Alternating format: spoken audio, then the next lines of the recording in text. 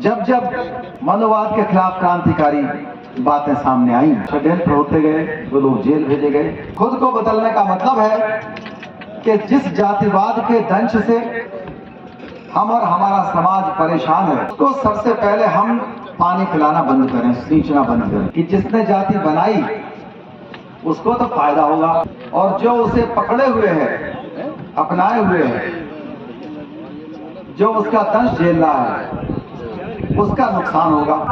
दलाई सिंह जी ने अपने जीवन में रखे और उस समय उन्होंने अपना जाति सूचक नाम छोड़ा, और उनसे बड़ा राष्ट्रवादी कोई हो नहीं सकता। चंद लोग अगर देश में संपत्ति रखते हैं, चंद लोग ही अगर ताकत रखते हैं, तो संकीर्णता है, उनको छोड़ना पड़ेगा। अगर राष्ट्रवादी बनना है तो समतामूलक समाज बनाना होगा, और एक दूसरे को जो भी अधिकार संविधान देता है वो न सिर्फ लेने होंगे, वो बांटने भी होंगे, अपने समाज के साथ ही दूसरे समुदायों के साथ भी। किसी को भी अधिकार कम नहीं देता संविधान। आर्टिकल 326 में हर आदमी को वोट का अधिकार है, और उतना ही अधिकार है जितना कि बड़े से बड़े सेठों को है, बड़े से बड़े मंत्रियों को है, उतना ही अधिकार आम आदमी को है। तो संविधान सबको जोड़ता है, संविधान ही राष्ट्रवाद बढ़ाएगा।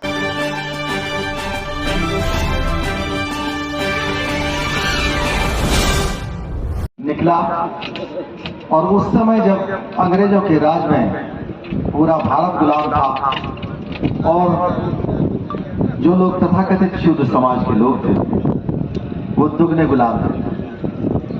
ऐसे में खासतौर से वो लोग जो मनवादी नहीं थे और उनके अंदर क्रांति का बीज उगा हुआ था, उनको अपनी सोच, अपनी अभिव्यक्ति बाहर करना बहुत मुश्किल काम था।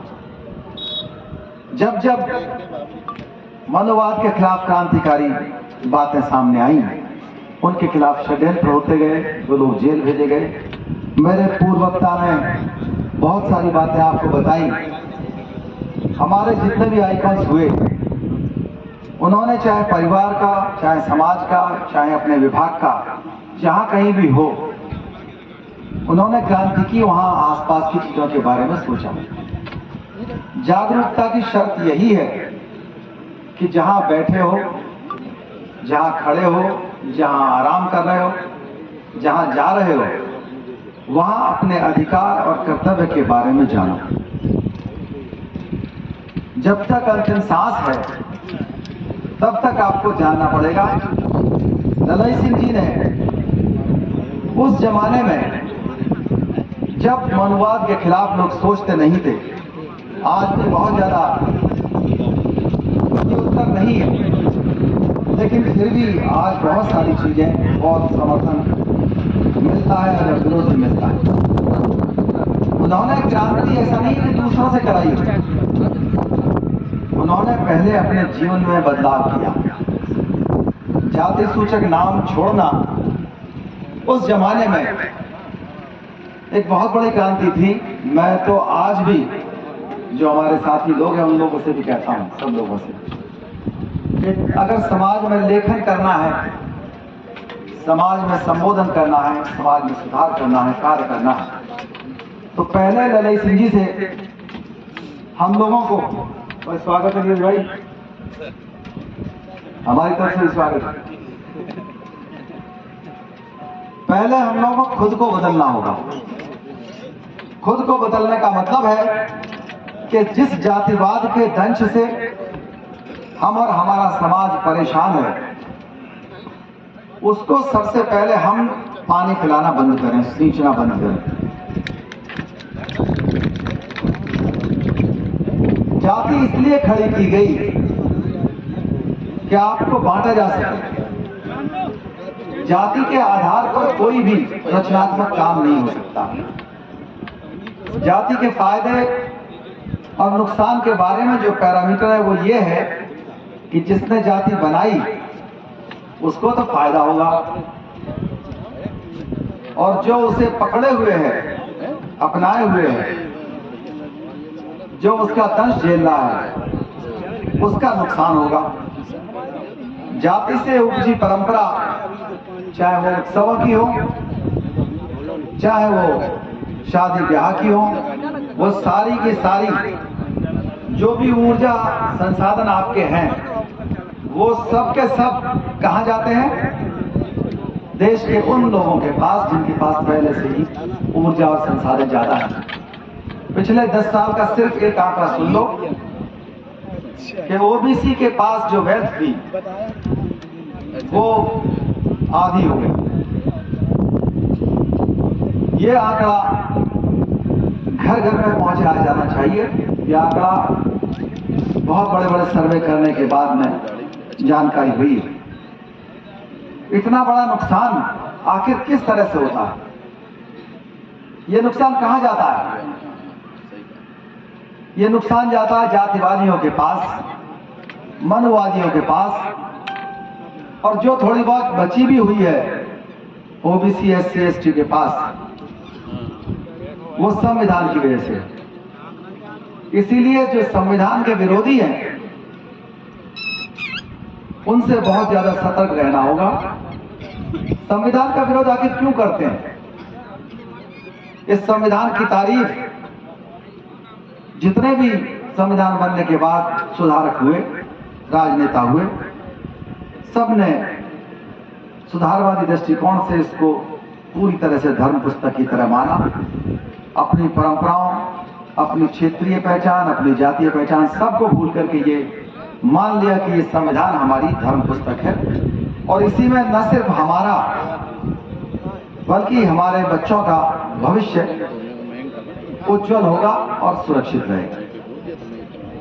संविधान से दिक्कत उन लोगों को है जिन लोगों ने जाति जैसा हथियार बनाया, जिसने बौद्ध धर्म को ध्वस्त कर दिया, जैन धर्म को आत्मसमर्पण करने पर मजबूर कर दिया, सूफी भक्ति संत ये सब आए, उनको एक ऐसा फार्मूला इजाद किया कि एक आइकॉन, एक भक्त, एक व्यवसाय, एक जाति, और पड़े रहो। और उनको कह दिया भाई तुम भी हमारे हो लेकिन रहना चुप। क्रांति के चक्कर में न पड़ना, बदलाव के चक्कर में न पड़ना, उसी पे गर्व करो जाति पर। तो उन्होंने गाना बजाना बहुत किया, गीत गाए, साखियां पद लिखे, अच्छी अच्छी बातें की, आचरण की बातें की, लेकिन जाति को टस से मस नहीं कर पाए। संविधान ने एक साथ मूल अधिकार दे दिए, अनुच्छेद 17 में छुआछूत खत्म कर दी। तो वो इस संविधान को क्यों माने? अगली चीज थी, वो लोग अपने पूजा गृहों में महिलाओं को रखते थे और उनके साथ संबंध बनाते थे। उनकी ये ताकत और महिलाओं का शोषण बंद हो गया। संविधान से जुड़ा हुआ था हिंदू कोड बिल, बाबा साहब का बनाया हुआ। अब धीमे धीमे करके वो लागू भी हो गया। तो ऐसे में संविधान के विरोधियों को बहुत बुरा लगता है कि अब वो अपनी पत्नी का भी, किसी महिला का शोषण नहीं कर सकते, उसको अपने घर में वैश्या की तरह से गरीबों की बच्ची को ला करके उनका शोषण नहीं कर सकते। और भी विरोध क्यों करते हैं? पहले अगर कोई बाल विधवा हो जाती थी, जिसके घर में संपत्ति थी, और उनको लगता था कि अब इसके पेट में बच्चा है, बच्चा कल को पैदा होगा, बड़ा होगा, इसको कैसे समाप्त किया जाए, तो उन्होंने एक बहुत बर्बर व्यवस्था कर रखी थी। मैं नाम नहीं लेता हूं, किसी की समझ जाओगे आप। उस बहू को जिससे खतरा हो कि ये अभी बहुत दिन हमारे खेत में, हमारे मकान में हिस्सा लेगी और इसका बच्चा अगर पैदा हो गया तो वो भी हिस्सेदार बनेगा, उसको अफीम पिला करके कह देते थे कि ये भी अपने पति के शव पे मरना चाहती है, ये इतना प्यार करती थी अपने पति को, उसके साथ स्वर्ग जाना चाहती है, अब इसके साथ इसका एक मंदिर बनवाया जाएगा, पूजा गृह बनवाया जाएगा। और वो पूरी तरह से नशे की आदी होकर के नशे के अंदर फ्यूनल पाया पर बैठती थी और उसको मार दिया जाता। संविधान ने वो व्यवस्था खत्म कर दी। एक व्यवस्था थी, किसी की लड़की उठा करके ले गए, जबरदस्ती शादी कर ली या दूसरा बलात्कार कर लिया, उसको रिकॉग्निशन किया गया कि ये शादी के बराबर होगा। 8 प्रकार के विवाह थे, तो एक एक दो प्रकार के राक्षस विवाह और विषाद विवाह भी होंगे, वो भी बंद कर दिया संविधान में। वो भी बहुत बुरा लगा, क्योंकि दबंग लोग ही करते थे। गरीबों के बस की जो था नहीं, किसी रानी राजकुमारी को उठा के ले जाते, तो उनको तो बुरा लगेगा ही। एक व्यवस्था थी कि अगर बच्चा पैदा नहीं हो रहा है तो पत्नी किसी पुजारी के पास या किसी अन्य के पास जाकर के बच्चा पैदा करने की छूट थी। इस मजबूरी का या इस बीमारी का आनंद उठाने वाले लोग अब बेसहारा हो गए, उन्हें समर्थन नहीं मिला। अब वो क्या करें? उन्हें दिक्कत हो गई तो संविधान का विरोध तो करेंगे ही। अब 4% इस संविधान की वजह से अंतर्विवाह होने लगे, और अंतर्विवाह जब होने लगेंगे तो समतामूलक समाज बनेगा। जब समतामूलक समाज बन जाएगा तो उन्हें कौन पूछेगा? तो संविधान को वो भला कैसे पसंद करें? विधवाओं के विवाह होने लगे, कोई रोक नहीं सकता।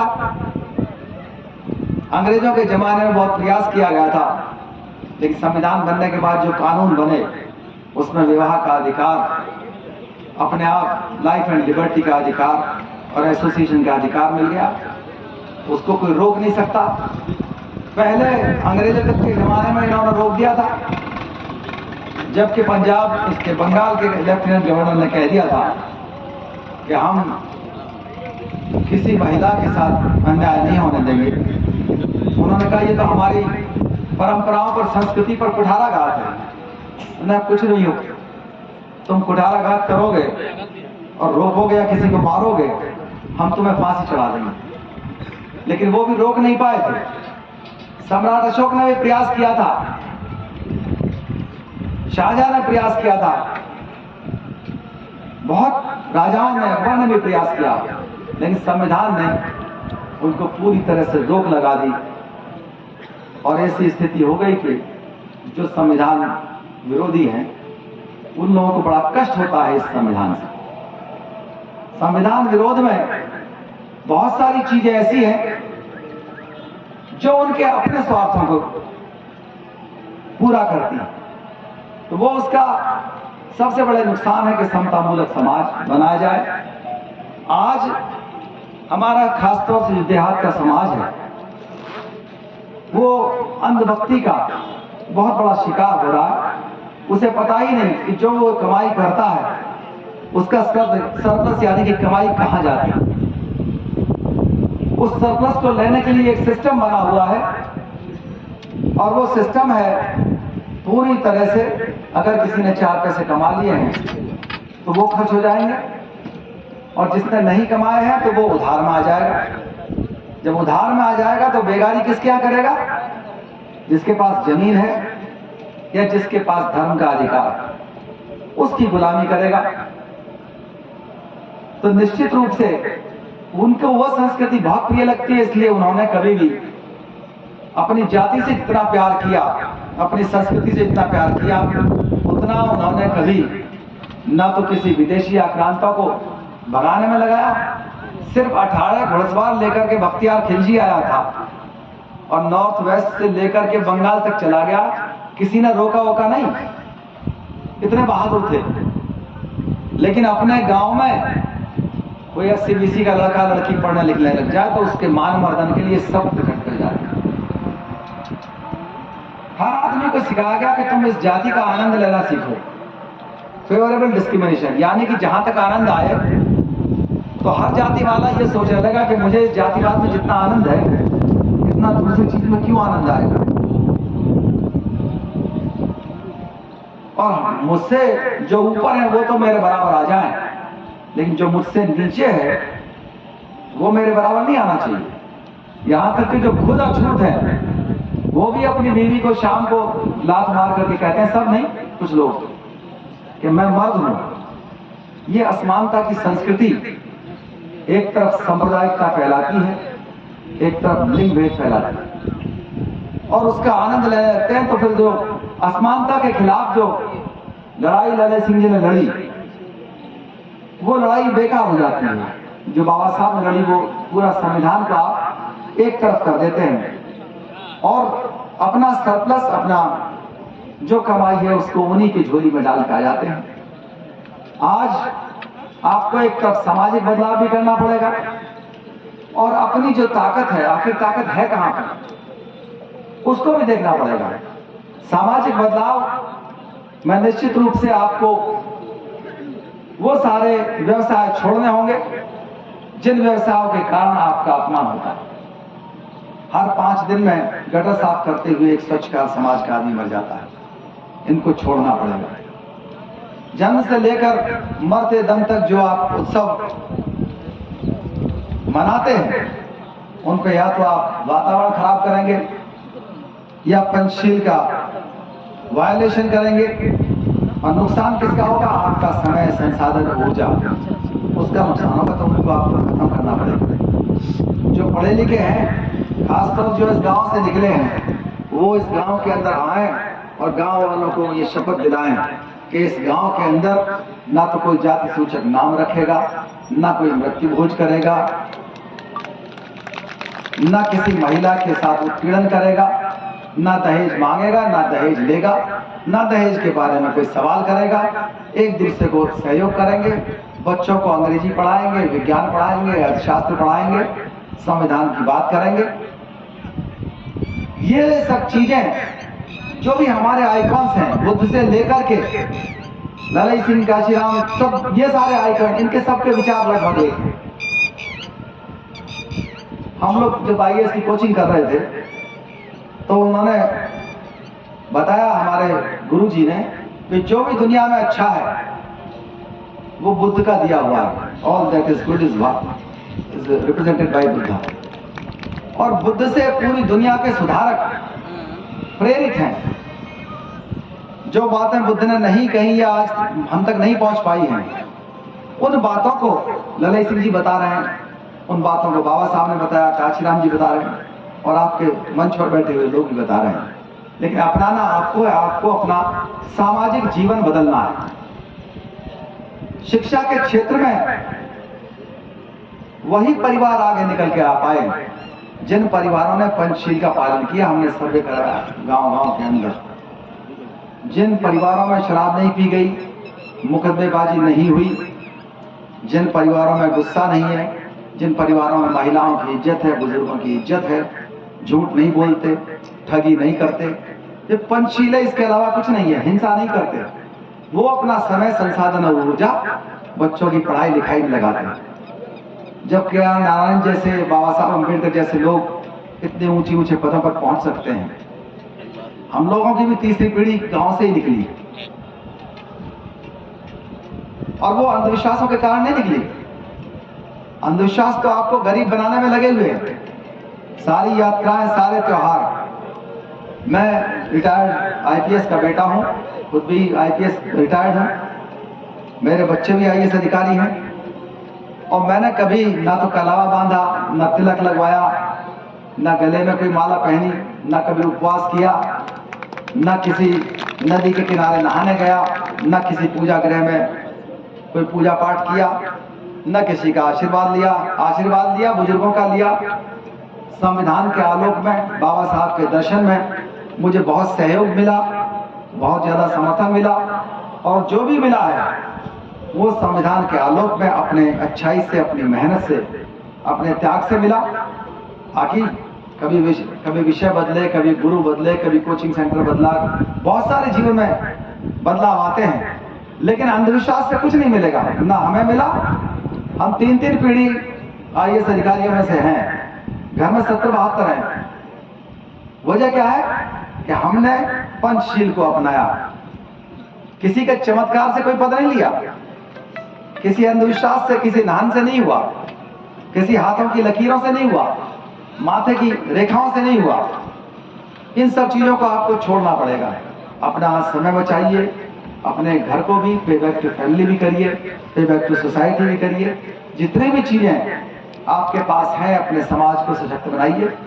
और देखिए, कोई भी आदमी जो भी चर्चा कर रहा है आपस में कि हमारा बुरा हाल है, आपका बुरा हाल है, हमारा जो संबोधन होता है वो अकेले चर्चा तक सीमित नहीं रहता। हमारा संबोधन रहता है समाधान परक। हम तब तक जागरूक नहीं हो सकते जब तक कि हम अपनी कीमत ना जानें।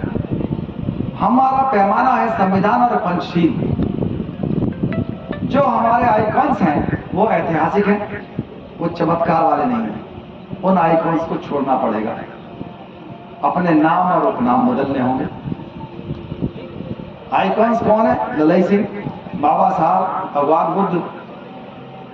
जब ऐतिहासिक और जिंदा आइकॉन्स आपके पास है तो चमत्कारों और अनैतिहासिक आइकॉन्स आपको क्या देंगे? कोई छेड़खानी सिखाएगा, कोई मरना मारना सिखाएगा, और आपने तलवार और शंभू वाला काम सीख भी लिया मारने का, तो किसे मारोगे आज? तलवार से और अन्य हथियारों से। जो भी करना है वो आप अपनी किताबों से करेंगे। जो बदलाव हमारे जीवन में आया है वो अंग्रेजी से आया, अंग्रेजी काल की वजह से आया, संविधान की वजह से आया। तो इसको बदलाव को आगे ले जाने के लिए अपना कौन मित्र है और कौन शत्रु है, ये सामाजिक, आर्थिक, राजनीतिक जीवन में आपको कोई चढ़ावा ले लेता है, ठीक है मेरे भाई, तो सारी तो ताकत निकल गई, तो कहां 85-15 का हो रहा? तो ताकत अगर इकट्ठी रखनी है तो अंदर ही अंदर रखो ना उसको। जो ताकत है उसको अंदर ही रखिए, टिकट की भी, वोट की भी। और जो लोग अपना प्लान नहीं बनाते, आपसे कोई वोट मांगने आएगा, कोई समर्थन मांगने आएगा, कोई चंदा मांगने आएगा, उनसे पूछो तो सही भाई हमारे लिए क्या करोगे। और बहुत अच्छी बात है कि जो जागरूकता नीरज भाई जैसे लोग, MP सिंह जैसे लोग, लक्ष्मण भाई जैसे लोग जो फैला रहे हैं, उसका एक बहुत बड़ा असर है। लोगों की जागरूकता संविधान के प्रति हुई है। जो हमारे आइकॉन्स हैं उनको काशी राम जी ने ला करके लोगों को दिया कि हमारी बात मत मानो, संविधान मत मानो, लेकिन अपने आइकॉन्स की बात तो मान लो। उन्हीं की तो बात संविधान के अंदर है। चमत्कारों से कुछ नहीं होगा, जो भी होगा संविधान से ही होगा। इसलिए अपने जीवन में जो भी नीति तय करनी है, शत्रु के बारे में, विरोधी को पहचानने के बारे में, मित्र को पहचानने के बारे में, संविधान एक पैमाना आप सबके पास है, विज्ञान एक पैमाना आपके पास है। वही चीजें आपको अपनानी है जो संविधान सम्मत है, विज्ञान सम्मत है। और अपने नेताओं से भी सवाल पूछिए, तुम हमारे लिए क्या कर रहे हो? धार्मिक, सांप्रदायिक, जाति है, इन चीजों के ऊपर मत आइए। जो लोग सही बात करें, संविधान सम्मत बात करें, वही लोग आपके अच्छे प्रतिनिधि हो सकते हैं। मैं किसी पार्टी या किसी नेता का नाम नहीं दे रहा, लेकिन इतना जागरूक जरूर कर रहा हूं कि आपको अपने अधिकार और कर्तव्य के बारे में सोचना पड़ेगा, अपने परिवारों के बारे में सोचना पड़ेगा। जो पढ़े लिखे लोग हैं, कम से कम एक दिन अपने गांव तो जाए, गांव में बता के तो आए कि हाँ क्या सामाजिक, आर्थिक, राजनीतिक जागरूकता का मतलब है, उसका अर्थ क्या है। तभी जाकर के एक होड़ मचेगी लोगों का। आज है ना, घोषणा पत्र आधारित राजनीति शुरू हो गई है। ये अम्बेडकरवाद की बहुत बड़ी विजय है, ये ललई सिंह जी की बहुत बड़ी विजय है। जब एक घोषणा पत्र बनता है तो दूसरा घोषणा पत्र उससे बेहतर बन के आता है, और इस कंपटीशन में जो लाभ होगा वो बहुजन समाज का होगा। बहुत बहुत धन्यवाद। जय भीम, जय भारत, जय ललई सिंह जी। आप बहुत लोग वक्ता हैं, आज कई कार्यक्रम हुए तो मैं जाना भी है, मैं थोड़ी देर और बैठूंगा। बहुत बहुत धन्यवाद। जय भीम। जय भीम, जय भारत, जय संविधान, जय विज्ञान। आज हमारे साथ पूर्व IPS मौजूद हैं और पेरियार ललई सिंह यादव जी के परिनिर्वाण दिवस पर कठारा ग्राम में पहुंचे हुए हैं। तो जानना चाहेंगे जिस तरह से जो मनुवाद के शिकार हो रहे हैं बहुजन समाज के लोग, उनको कैसे यहाँ से निकाला जाए, क्या उसकी योजना है। आप जो है एक उच्च पद पर रह चुके हैं, तो समाज को क्या दिशा निर्देश देंगे? आज मैं यहाँ पर आया हूँ कठारा गांव में जी। ललई सिंह जी का स्मृति दिवस मनाया जा रहा था, कार्यक्रम आयोजित किया है जी। ललई सिंह जी बहुत बड़े क्रांतिकारी थे। उनकी क्रांति को लोगों ने समझा नहीं। उनसे बड़ा बौद्ध, उनसे बड़ा अम्बेडकरवादी दूसरा उत्तर भारत में नहीं है। पूरा जो पेरियार ने साउथ इंडिया में काम किया था वही उन्होंने यहाँ पर किया और लोगों को समझाया अपने नाटकों के माध्यम से, अपने नारों के माध्यम से। और उन्होंने लोगों को बताया बहुत अच्छे प्रतीकों से कि अगर ताकत होगी तो आपको बलि नहीं चढ़ाया जाएगा, अगर आपके अंदर शिक्षा होगी तो निश्चित रूप से आपको लोग कमजोर नहीं समझेंगे। तो इसके लिए आवश्यक है कि पढ़ाई लिखाई करो, मजबूत बनो और अपना जो समय अंधविश्वास में खर्च करते हो वो खत्म कर दो। अंधविश्वासों की उन्होंने बहुत पोल खोली और आज भी समाज अंधविश्वासों के कारण ये हाल है कि पिछले समाज का जो वेल्थ थी जी वो करीब आधी रह गई है अंधविश्वासों के चक्कर में। अगर यही वेल्थ शिक्षा की तरफ चली जाए जी और विज्ञान की तरफ चली जाए तो निश्चित रूप से उनका बहुत बड़ा कल्याण होगा और ये संपत्ति वापस आ जाएगी, वो वेल्थ वापस आ जाएगी। अगर समृद्ध होना है तो शिक्षा को अपनाना होगा, खासतौर से अंग्रेजी शिक्षा को।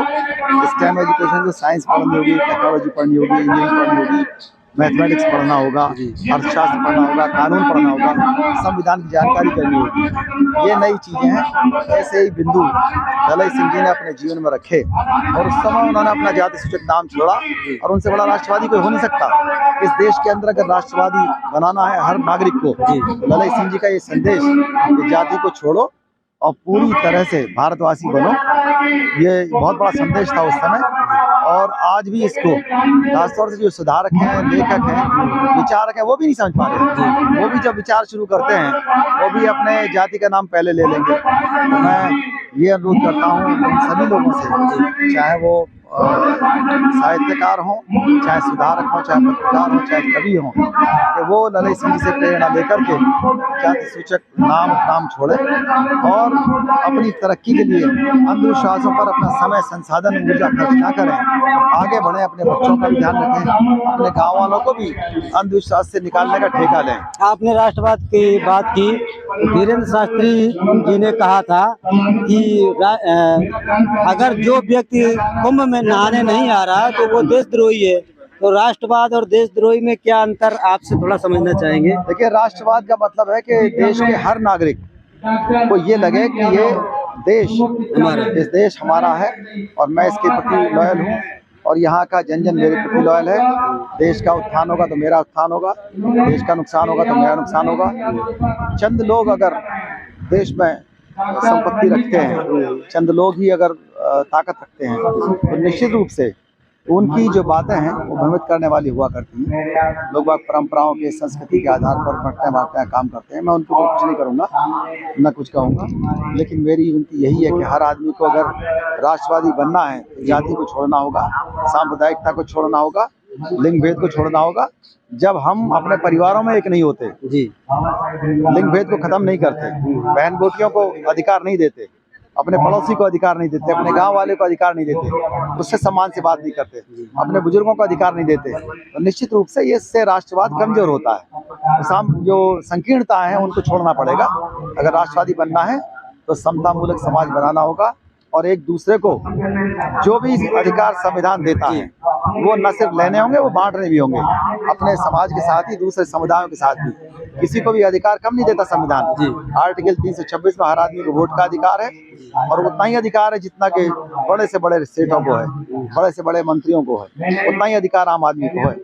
तो संविधान सबको जोड़ता है, संविधान ही राष्ट्रवाद बढ़ाएगा और अंतर्विवाह बढ़ाए जाए। अगर ऐसी बात है, राष्ट्रवाद बढ़ाने की बात करते हैं, चाहे वो नेता धर्म से जुड़े हों, चाहे राजनीति से जुड़े हों, किसी भी पार्टी से जुड़े हों, वो अंतर्विवाह को बढ़ाने की बात करें, उनको इनाम देने की बात करें, उन्हें सुरक्षा देने की बात करें। देश में कहीं मॉब लिंचिंग होगी या ऑनर किलिंग होगी तो इन चीज़ों से देश के अंदर राष्ट्रवाद नहीं बढ़ता। इनसे जो युवा नागरिक है उनका नुकसान होता है।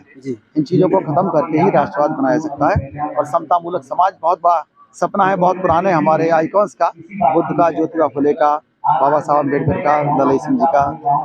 कहीं ना कहीं जो दलित वर्ग है, एससी वर्ग है, वो मुझे ओबीसी से ज्यादा जागरूक लग रहा है।